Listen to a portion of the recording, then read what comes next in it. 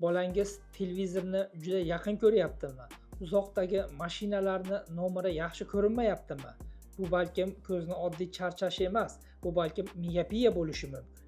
Bugungi kunda har 10 ta odamdan 3 tasi bu miopiya kasalligidan aziyat chekadi. Bu holat bundan ham yuqori bo'lishi mumkin. Chunki juda ko'p odamlar bu miopiya bilan kasalligini bilmasligi mumkin. Miopiya asosan ko'zni ko'p zo'riqtirish, kitob yoki jurnallarni juda ham haddan tashqari yaqin o'qish, bundan tashqari telefon hamda gadjetlarga juda ko'p mukkasidan ketish yoki irsiy omillar sababli kelib chiqishi mumkin. Ko'zni ko'p zo'riqtirish natijasida ko'z shaklining o'zgarishi hamda ko'zni razmerini uzayishi bu miopiya kasalligining asosiy sababi hisoblanadi. Miopiya kasalligida ko'zni shakli cho'ziladi hamda yorug'lik yetarli darajada to'rpardaga yetib bormasligi natijasida odam xira ko'radi. Miopiya kasalligini qanday davolash mumkin?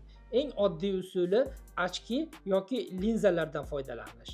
Keyingi usuli tungi linzalardan foydalanish. Hozirgi kundagi zamonaviy davolash usuli bo'lsa, lazer nurlari yordamida miopiyadan to'liq qutulish hisoblanadi.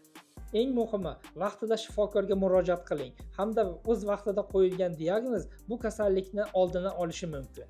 Agar sizda ham miopiya kasalligi bo'lsa, bizni Compass Hospital klinikamizga kelib, tekshiruvlardan o'tib, agar shu kasal tasdiqlansa, lazer apparatlari yordamida bir necha soniyalarda bu kasallikdan xalos bo'lishingiz mumkin.